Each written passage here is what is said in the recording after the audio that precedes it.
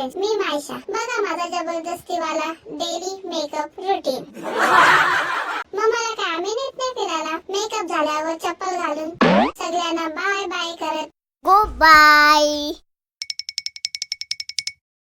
गो bye मी येऊन बसलो गाडीत. जशी काय हिरोईनच आहे मी.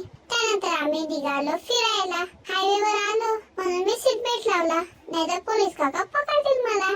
मी शांत चुपचाप बसलो गाडीत.